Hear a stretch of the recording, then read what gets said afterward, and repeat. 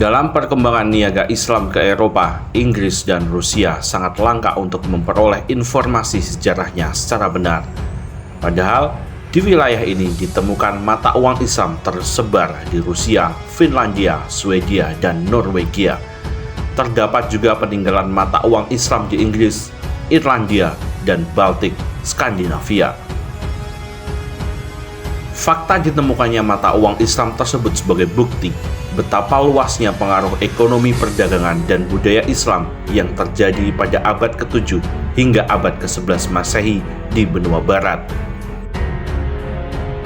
Tidak berbeda tentang sejarah mata uang yang pernah dikeluarkan oleh Kesultanan Mataram Yogyakarta, Kesultanan Banten, dan lainnya, tidak pernah ditulis dalam buku sejarah.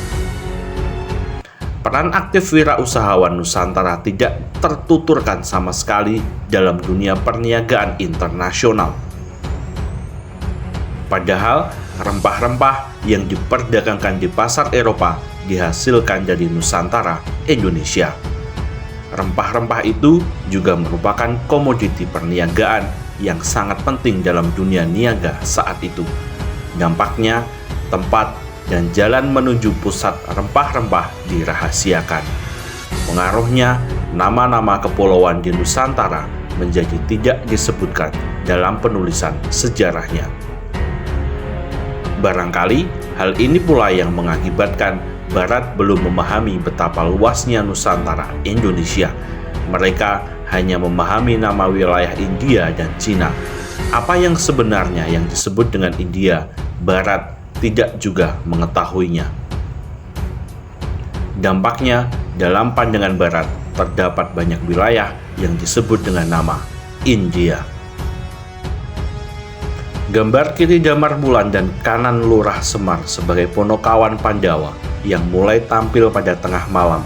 Wajahnya putih seperti menangis dan tertawa, rambutnya mengarah ke atas dan jari telunjuknya berposisi at-tahiyat. Postur tubuhnya bulat seperti antara duduk dan berdiri, memberikan gambaran kehidupan seorang hamba Allah yang selalu ingat Allah pada waktu berdiri, duduk, berbaring di atas punggungnya, dan di waktu malam tidak lupa sholat tahajud. Damar Wulan sebagai simbol pelita. Damar bagaikan bulan, wulan di malam hari, penerang di tengah gulita hati ketika memasuki malam hari. Minat zulumat ilan nur, dari gelap menuju cahaya, sebagai dampak hamba Allah yang selalu dekat dengan Allah, mengadakan dirinya seperti pelita, bagaikan bulan penguak gulita malam. Di baliknya terdapat kahmah syahadat la ilaha illallah wa asyhadu anna Muhammadur Rasulullah. Kalimat sabda pegangan kaum kanan atau jamin, yaitu Pandawa 5, lambang kemenangan. Barat baru memahami India dan Nusantara Indonesia, atau saat itu disebut sebagai Kepulauan India, setelah masuk abad ke-16. Artinya, setelah benar-benar Barat atau Kerajaan Katolik Portugis masuk ke anak benua India, ternyata setelah sampai ke India, baru disadari India bukan pusat rempah-rempah sebenarnya.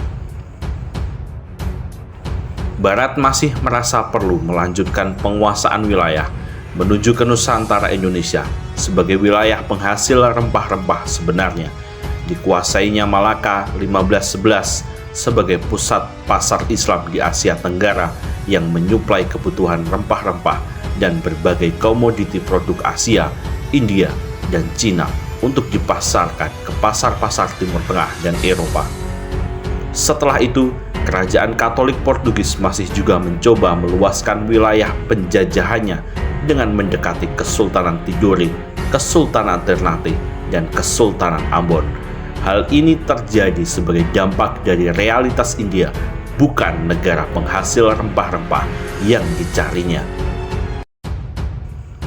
Hanya Nusantara Indonesia lah yang benar-benar negara asal penghasil rempah-rempah sebagai komoditi yang mengisi kebutuhan pasaran dunia. Di wilayah ini pula ditemukan banyak wirausahawan Arab Muslim yang menguasai pemasaran rempah-rempah tersebut. Sebagai catatan J.C. Van Leeuwen dalam Indonesia Trade and Society Perniagaan Indonesia dan Masyarakat menyatakan Islam semula tidak memiliki lembaga dakwah khusus, tetapi Islam mengajarkan setiap muslim untuk dapat bertindak sebagai propagandis atau dai yang mendakwahkan ajaran Islam walaupun baru mengenal satu ayat.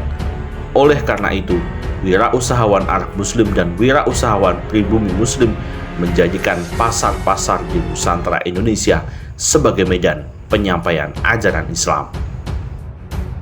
Sisi muka tertera huruf Arab As-Sultan Amir Hamzah, sisi belakang tertera huruf Arab Haladaulah Malik wa Sultan Amin. Sampai dengan abad ke-17 Masehi, para sultan telah memiliki konsep gambar mata uang Islami.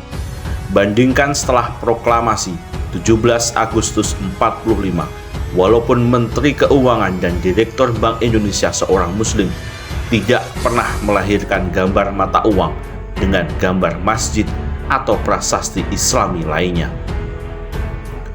Bertuliskan Al-Jarirat Jawa Al-Kabir dengan bunga mawar di atasnya, sisi belakang yang bertuliskan huruf Arab dan bahasa Arab Indonesia. Dirham min Kompen Welandawi, artinya dirham dan kompeni Belanda. Pada abad ke-18, rakyat tidak mengenal huruf Latin, hanya mengenal huruf Arab berkat pengaruh Islam. Walaupun VOC penjajah tetap menghormati huruf rakyat jajahannya, bandingkan mata uang Republik Indonesia, pernah terdapat huruf Arab Melayu pada koin Pangeran Diponegoro. Selanjutnya dihapuskan. Gambar mata uang Republik Indonesia, adanya deislamisasi gambar mata uang, lebih banyak menggambarkan Candi Borobudur atau Candi Prambanan, walaupun mayoritas rakyat Indonesia adalah Islam.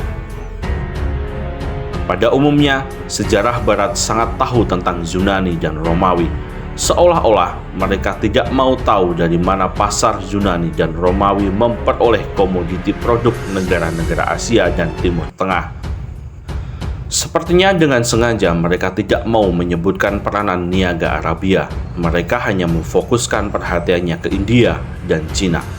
Mungkinkah pasar Yunani dan Romawi yang berposisi di sebelah barat daya Mesir dan Arabia dapat memiliki produk niaga dari Cina dan India serta Nusantara Indonesia jika tanpa melalui pasar niaga di Arabia? Perlu dipahami, sebenarnya seluruh aktivitas perniagaan di Timur Tengah tidak dapat dilepaskan hubungan dengan aktivitas niaga di Arabia. Dengan kata lain, pasar Arabia merupakan media pasar-pasar antara Cina, India, Nusantara Indonesia dengan Timur Tengah lainnya, serta dengan pasar di Eropa. Jika saat itu barang dagangan yang sangat dibutuhkan oleh pasar dunia adalah rempah-rempah, dapat dipastikan pasar-pasar di Nusantara Indonesia sangat besar peranannya dalam memenuhi tuntutan pasar dunia niaga tersebut.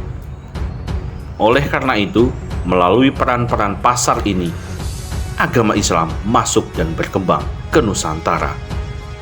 Dari gambaran tersebut, ada problema penulisan sejarah Islam Indonesia. Dari segi waktu, dimundurkannya waktu masuk agama Islam, yaitu ketika Islam masih di pantai-pantai pada abad ke-7 menjadi ke abad ke-13. Dikaucaukannya pengertiannya dengan perkembangan Islam setelah meluas ke pedalaman, dan telah berdirinya kekuasaan politik atau kesultanan pada abad ke-13 Masehi, dituliskan sebagai waktu awal masuknya agama Islam ke Nusantara.